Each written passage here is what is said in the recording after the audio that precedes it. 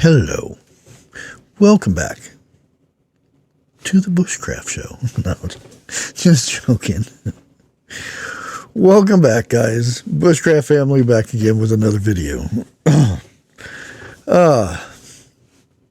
Yeah, as you can tell by the title, it's not very good, but you can kind of read between the lines and stuff. 6 types of people, I'll put it that way, 6 types of people that won't last, grid down situation or just living off grid. And when I say living off grid, I don't mean, you have a cell phone, you have electricity, you have a well. Solar is kind of, because basically you could run solar and it would be enough to run lights and things, and that's about it. When you get into anything else, you're sitting there watching TV or running 5 computers, or, you got ceiling fans going and you got the AC. That's not really off grid, is it now? Okay. And there'll be people who disagree, and whatnot, but anyways, and this is same thing with an EMP hits or whatever, and no power, or the sun. The sun does a little, and boom, there goes everybody's electricity throughout the world. We're all on equal playing grounds now. How long do you think people would last? Yeah, and then you kind of got to narrow it down. And there's some of these types of people, not pointing any fingers, but there are some of these types of people that won't last 24 hours. And I figured, we'll hash it out and see what you guys think about this list. Now, I'm sure there's a big list of different other people that would be in this list also, but let's make it short and sweet. And like I said, there are people who already live off grid and they enjoy it. The satisfaction of, doing tasks, growing their food, harvesting it, making sure it lasts them the whole year,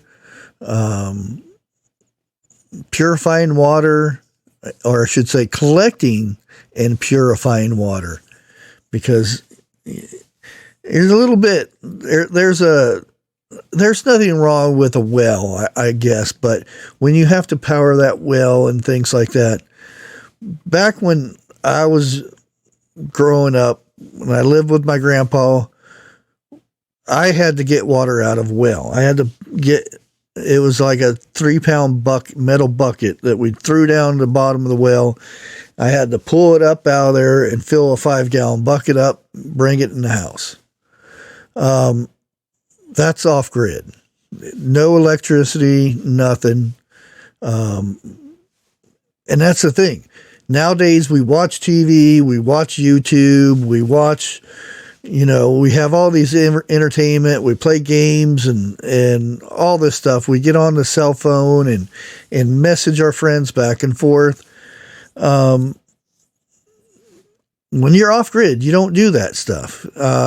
Nighttime comes around, you do little chores and you do little crafty things like, when the women do crocheting and knitting, sewing clothes, patching clothes, and things like that.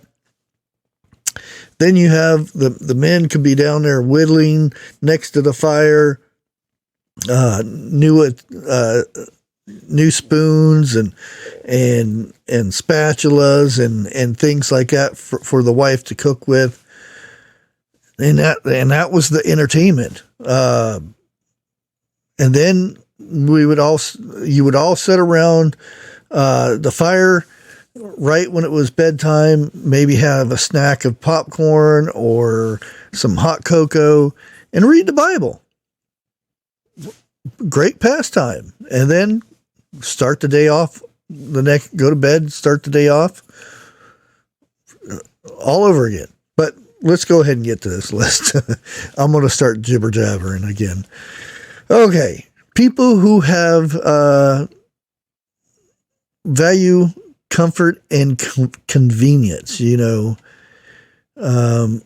they depend on modern comforts and conveniences and, running water and the whole 9 yards. They get on their phones and they order their food and it comes to the door and it's there and they eat their food and breakfast time comes. Let's get our Egg McMuffins from McDonald's if they still have Egg McMuffins, and our large frappy pappy pinkety thinkety drink from Starbucks, and it's sitting at the door. Look at that! It comes to us. Somebody magically cooks it for us. Yeah, that's one of the people who will not last. We'll put it that way. I could just see them out in the woods behind a tree. Oh no, what am I going to wipe with? Oh no, I can't do this. Oh, here's a leaf. It may be 3 leaves, but it'll clean you good. Our next one, people who are snickety or picky on what they eat. Yeah, I can only eat stuff that is, it doesn't have any gluten. I'm lactose intolerant and I can't eat meat. I'm a vegetarian, but I have all these animals and things, all the stuff that's made up from animals all over me. My cell phone, yeah, that'll be the next one to go because they can't eat anything besides the fancy food and the gluten and keto and whatever else there is, those named things.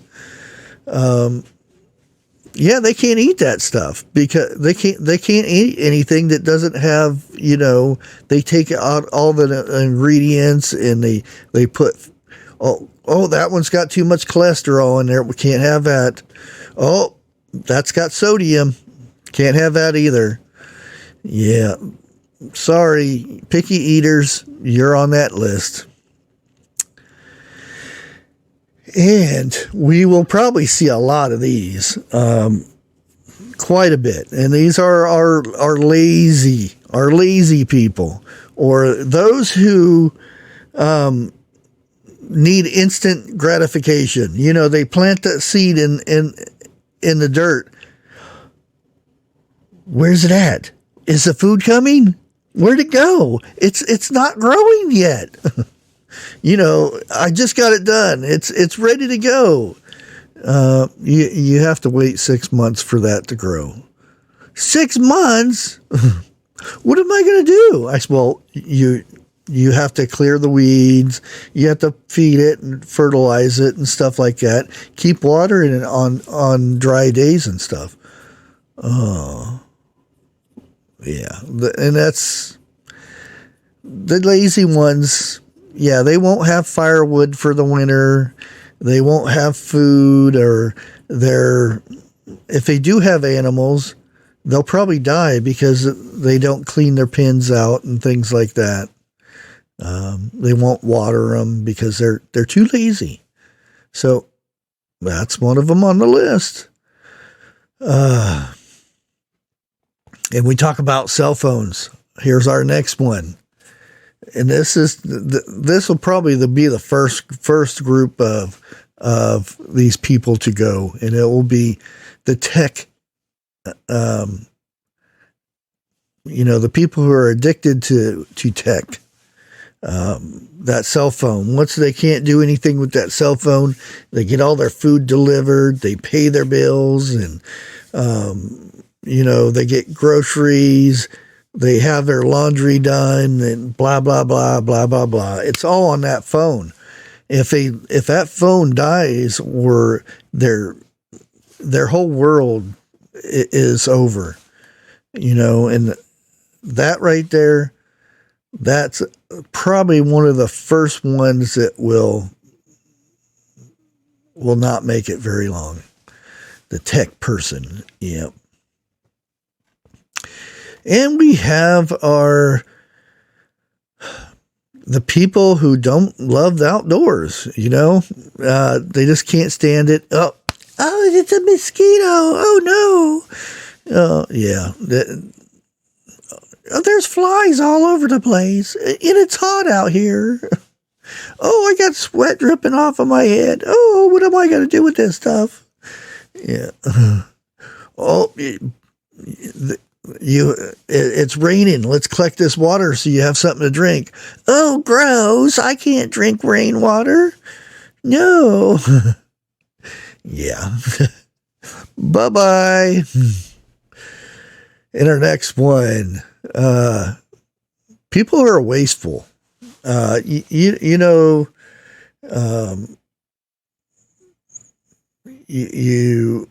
like if they're eating food or something and they're just too busy to eat at that time, and they just throw half their food away, or they leave it set and it goes to waste, or you see these people that buy these big giant things of soda pop or whatever, and then the rest goes to waste because they never drink it all. It's always set in somewhere, or a bottle of water. They'll see instead of drinking the whole bottle of water, they'll leave it set and, oh, it got warm. I can't drink it anymore. Yeah. Or, instead of reusing something for making a fence or for in the garden or something like that, they'll just throw it away. Oh, it's junk. We can't do nothing with it.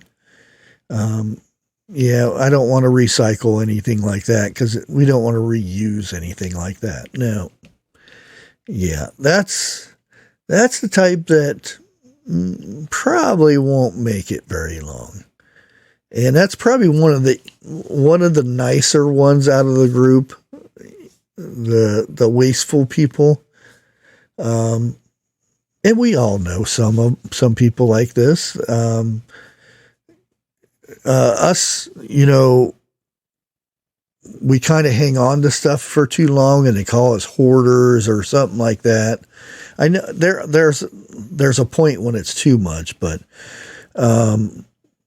like if you take something apart and you have a bunch of screws, you save them so that maybe you might use them down the road. That's not wasteful. That's intelligent. That's smart. That's using your head. But you guys tell me, are you in this category? I'm not sure you would tell me. But anyways, tell me what you think of this list, and which one on this list do you think would be the first to go? And I'm pretty sure I know the answer to this, but let's have it. Like always, God bless.